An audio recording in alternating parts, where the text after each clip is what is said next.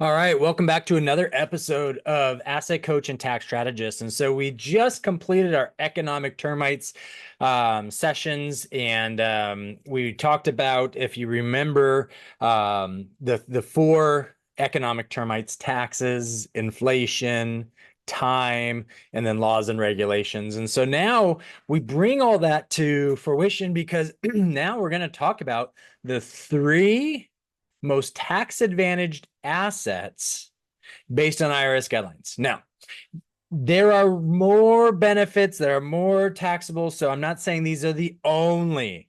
I'm just saying, based on the audience and based on what can be accomplished right away, these are the three most tax advantage assets based on how the IRS communicates to us within the tax code and the legal system of these three assets. Okay. We call these the three Ds, D as in David. Okay. Now, why do we call them the three Ds? Well, because we need to say something so we remember these, right? So there's got to be some kind of acronym or something that puts us in the thought process of the mind of understanding what this is.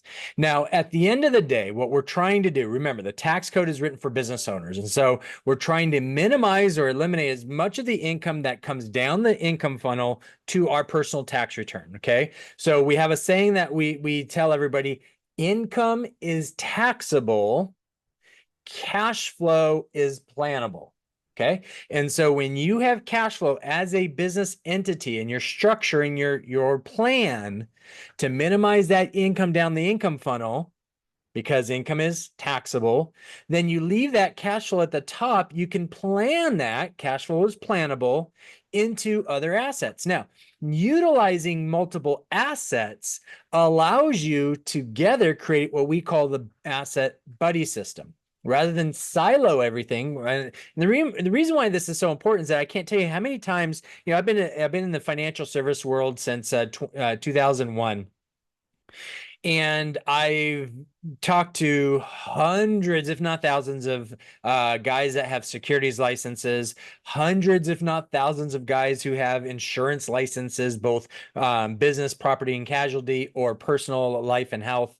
I've talked to hundreds, if not thousands, of tax professionals, real estate professionals, finance guys, you name it. The majority of them create these silos and segments. They're experts, right? The saying is riches are in the niches, right? Be a sniper, not a shotgun, right? And a lot of this is brought to us from sales coaches to allow us to maximize our return, not necessarily your return. So after all of this 20 plus years of feeding my head and helping clients and business owners understand how everything we've just talked about so far in Asset Coach Tax Strategist, and everything we will talk about in Asset Coach and Tax Strategist, what's this mean to you? What's this mean to you? It means that we've been taught that if I focus on real estate, then I'm going to get the benefits of real estate. Yeah, that's true. But it doesn't necessarily correlate to lower taxes. Well, if I'm going to put all my money into retirement accounts, does not equate to lower taxes. If I'm going to put all my money into cash value life insurance, it's not going to equate to lower taxes. If I put all my money into my business, it's not going to equate to lower taxes. You get the theme here? But if I were to take all four of those assets and I created a plan where they all worked with each other, that could equate to lower taxes. What? That is right. So it's kind of like when we were kids. When I was a kid, I played with G.I. Joe. I had my little Green Army guys. I had Legos. I had cars. I had Transformers. I had GoBots, right? I had He-Man. I had all these toys. I'd be in the backyard and I'd create this mega complex battle and them against them, and create all these teams and all this kind of stuff. And by myself, I could have a crap load of fun. But the moment the kid from down the street came over, brought his handful or his box of toys, and we added his stuff and we played together, holy crap, forget the streetlights, mama. I'm in the backyard. I don't need to eat. We're playing because we got lights on. right? It was so much more fun. Didn't mean that doing by myself wasn't fun. It just mean together we had even more fun. Now equate that to our assets. Same thing. They have more fun. And what fun means in assets means I grow my wealth and I lower my taxes, and therefore I buy back time, and I'm all of a sudden my money has hit this velocity of money and it's exponentially growing, and I'm like, what? I'm excited. I'm fired up because I'm using the tax code in the legal system as how it's designed, right? Remember, the analogy I shared with you guys before is cash flow is like a river, a creek, right? Your water is flowing, the water's flowing like your money is flowing. And the banks of the river are the IRS tax code in the legal system. Now, all of a sudden it rains and you have more water flush into the creek. What happens if the river banks are low? What happens? The water goes over and it dissipates. Didn't get to capture it. Okay. So your flow of water is only as good as the banks of your river.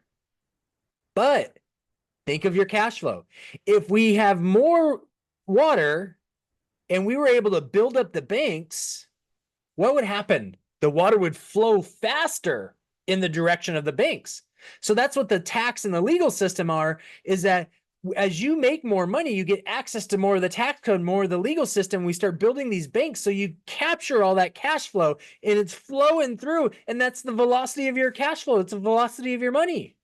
And all you're using is the tax code in the legal system as it is written. It's there. But the more you have, the bigger you can make these banks. And the more you keep, the faster your velocity of money is and your wealth accumulates.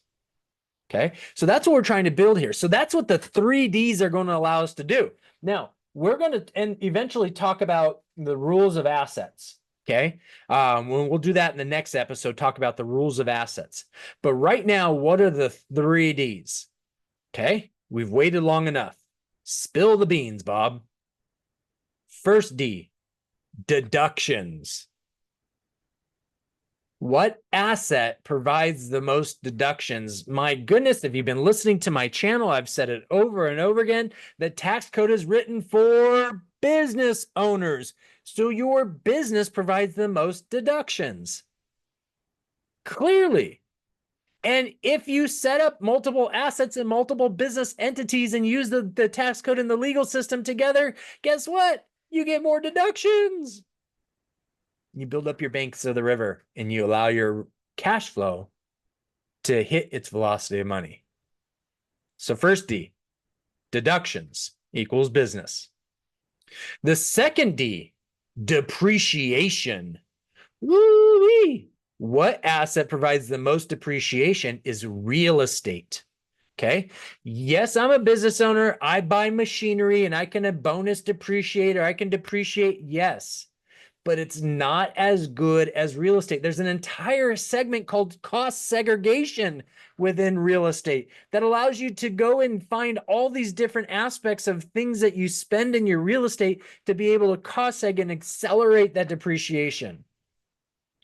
But if you only do that, then you have to keep buying assets, real estate, because your cash flow is going to eventually outflow your depreciation. Depreciation is an expense the IRS and the government give you as an expense line. And the way I know this is go on your Schedule E. You don't have a Schedule E page 1 because you don't have real estate yet. Go Google Schedule E, page 1. Go down, you'll have the top information, and then you'll have expenses, and there'll be expenses, and then the last one will be say depreciation expense. Well, it's in the list of expenses. Why would they say expense after depreciation? It's like a clue from the government. It's like when you're playing a video game and you get a clue and you use that clue to open up a treasure chest and you get to power up. They're letting you know we're giving you this gift. amazing. So depreciation, the second D, real estate. Okay. The third D, distributions. Oh, yeah, I can take distributions out of my business. Yeah, they're taxable. Oh, we take distributions out of our limited partnership. They're taxable. What distributions are the most tax efficient with which asset? Cash value life insurance. No, don't say it so, Bob. Oh my goodness. Oh, I can't listen. I can't listen. You said life insurance? Oh, I don't like life insurance. Who freaking cares? We're not talking about what you like. I don't like all the vegetables, but mom and dad made you eat them. Why? Because they're good for you. Cash value life insurance used as an asset, designed and used correctly on how you use it as an asset, not just sit there and then let it be and by itself, but how to use it as an asset with the other two D's. Holy cow. It is so powerful to be able to have access to cash in your life insurance policy and to be able to use your other assets to pay for that loan back. And oh my goodness, it's amazing. So those are the three Ds. Now, you can get things from other assets, and as your wealth accumulates, there's other benefits and all this kind of stuff. But I'm just talking about the most basics of what the IRS is telling you and I, that everybody has access to these three things. Everybody has access to these three things. A lot of the other strategies and a lot of the other, you have to have more income, you have to have more assets, you have to have more wealth to be able to access those things. That's what I've been talking about. So I'm talking about the three Ds, the most tax efficient assets that are available to the masses. I don't care if you don't like what it's called. I don't care if business sounds scary. I don't care if you're not sure, you're confused by real estate. I don't care if you don't like the word life insurance. I don't care. Don't care. My job is to tell you exactly what the government, the IRS, and the legal system are telling you, and they're the most boring assets ever. That's not by accident. The government gives these because they create more for who? The government. It benefits the government way more than it benefits you and I. But it sounds like it benefits us really well. Yeah, imagine how well it benefits the government if they're giving these to us. Oh, that makes sense. That makes sense. Well, we got to look at it from not just our perspective and myself being selfish, but from the big picture, holistic of what's this mean. So I appreciate you being here. Hopefully I kind of rocked your world a little bit. Do some more research, reach out to us, whatever you want to do. But the three Ds there's a fourth D. We're not even going to come close to talking about it right now. We're so far away from that. These three Ds are the main ones we need to talk about. Okay. The fourth D we'll probably talk about a while from now. Okay. Most people aren't prepared to talk about the fourth D. But the three Ds, it's accessible. Come to Papa. That's what you should be saying. Come to Mama. That's what you should be saying. Go get it. It's there. It's easily accessible for you. Easily accessible. I'm an asset coach, tax strategist. Thanks for your time. If you haven't subscribed, subscribe.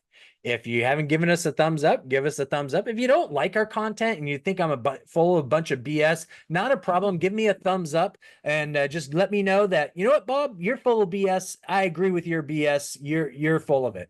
And any comments, drop in the comments, and we'll see you next Thursday. Thanks so much. Bye-bye.